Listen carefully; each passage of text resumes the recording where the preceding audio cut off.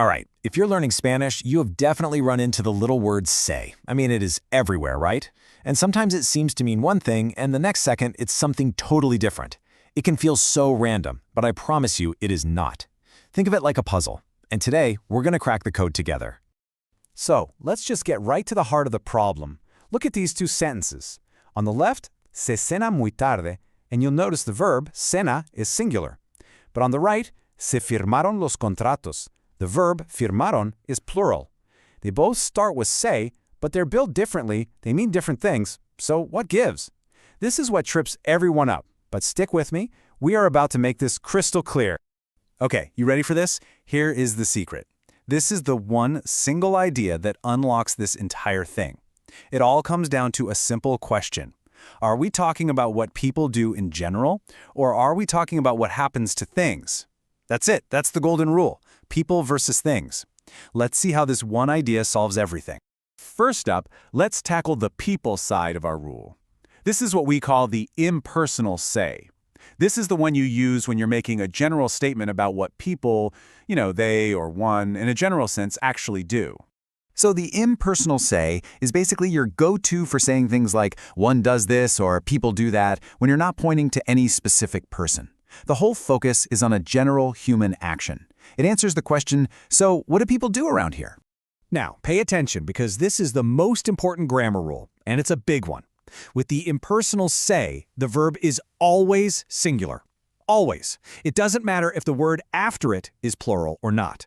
The verb is stubborn. It just stays in the third person singular. And that is your number one clue. Okay, let's see this in the wild. En Colombia se desayuna arepa. See that verb, desayuna? It's singular. Why? Well, because we're not focused on the arepa, we're focused on the action of people. We're just saying what people in Colombia generally do. It's a perfect example of our people rule. And here's another classic you've probably seen. Se habla español aquí. And again, look at that verb, habla. It's singular. The sentence is just describing what people do in this place. They speak Spanish.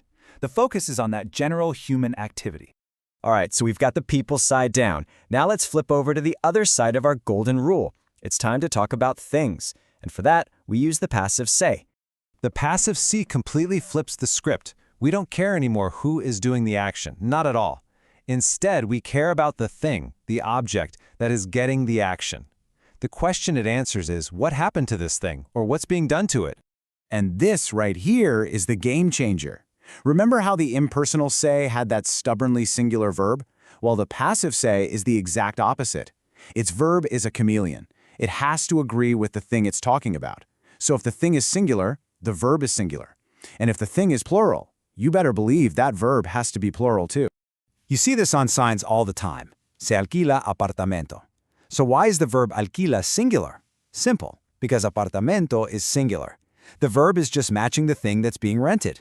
Makes sense, right? And this example just makes it all click. Se venden coches usados. Okay, what's being sold? The coches, the cars. That's plural. So what does the verb have to do? It has to become plural too. Venden. The verb literally changes to match the noun. This is the clearest sign in the world that you are looking at a passive say. So now you've got the two main pieces of the puzzle. Impersonal for people, passive for things.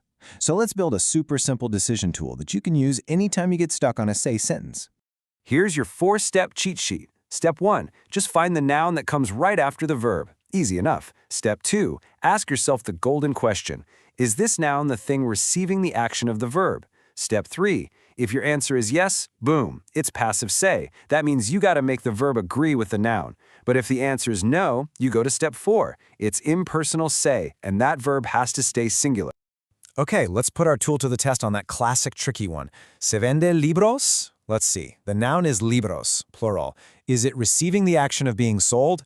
Yes. So, it has to be passive, and the verb must be plural. That means the first one is incorrect. Se venden libros is correct, a perfect passive say. But now look at that last one. Se vende mucho. Is mucho a thing being sold? No, of course not. It just tells you how much selling is going on. There's no specific thing getting the action, so it defaults to impersonal and the verb correctly stays singular. See how that works? You've got the theory, you've got the tool. Now let's lock it in and make it second nature. We're going to do a quick practice round. I'll show you a sentence. You decide, impersonal or passive. Ready? First one up, en España se cena muy tarde. Is this about what people do or what happens to a thing? Think about it for a second. And that one is impersonal. The verb cena is singular, and the sentence is just describing a general habit. It's all about what people do in Spain. Okay. How about this one? Se necesitan voluntarios. Take a close look at the verb and then look at the noun. What do you think?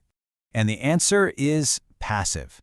Now hold on, you might be thinking, but wait, volunteers are people. And you're totally right. But in the logic of this sentence, they are the object receiving the action. They are needed.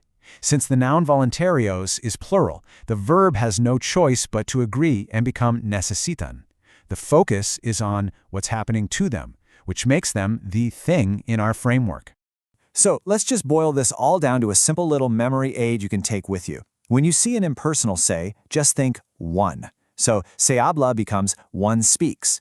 For passive say, think of it as ending in is or are done. So se venden means they are sold. Really the dead giveaway. The question you should always ask is, does the verb change to match the noun? If it does, it's passive. If it stays stubbornly singular, it's impersonal. So, I'll leave you with this challenge. The next time you're out and you see a sign that says, se aceptan tarjetas, you're going to know exactly what's going on. You won't just see a boring grammar rule. You'll see our people versus things rule playing out in the real world. Tarjetas is the plural thing, so the verb has to be plural. Aceptan. It's that simple, that logical. You've officially cracked the code. Thanks for diving in with me on this one.